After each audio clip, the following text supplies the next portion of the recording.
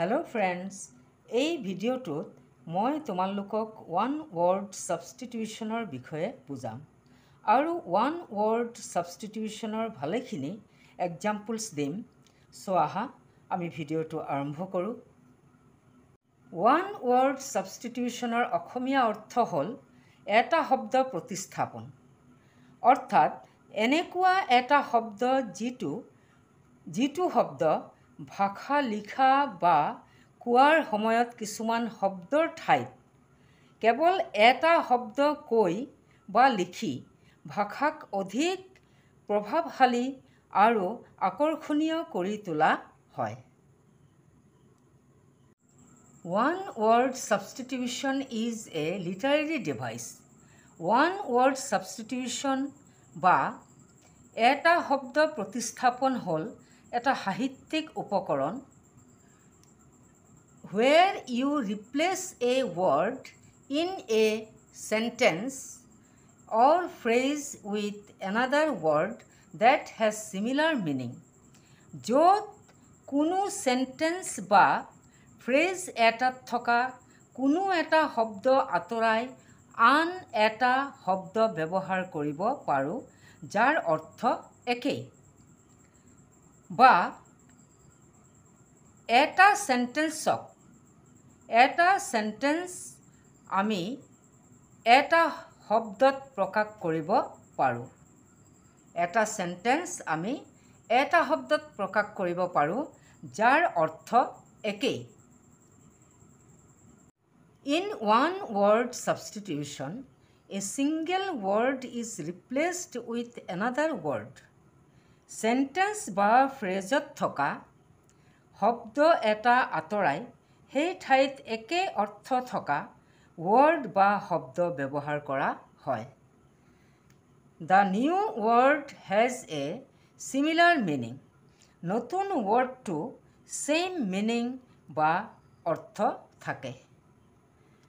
The surrounding context and grammar remain unchanged. Sentence বা ফ্ৰেজত থকা বাকীবোৰ কণ্টেক্সটৰ কোনো পৰিৱৰ্তন নহয়। বা কোনো এটা সেন্টেন্স বা ফ্ৰেজক আমি এটা শব্দতো প্ৰকাশ কৰিব পাৰোঁ। এতিয়া মই ইয়াত প্ৰথমে সেন্টেন্স এটাক এটা শব্দত কেনেকৈ প্ৰকাশ কৰিব পাৰি সেই সম্পৰ্কে লিখিলোঁ।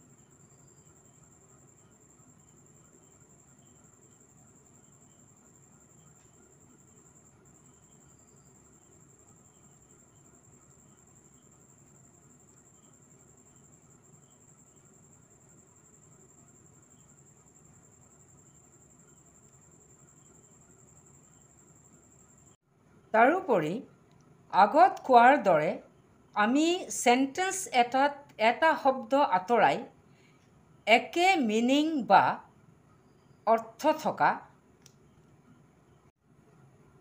আন শব্দ ব্যৱহাৰ কৰিও ওৱান ৱৰ্ড ছাবষ্টিটিউশ্যন কৰিব পাৰোঁ। মই ইয়াত একে মিনিং থকা 40টা ৱৰ্ডছৰ এক্সাম্পলছ দিলোঁ।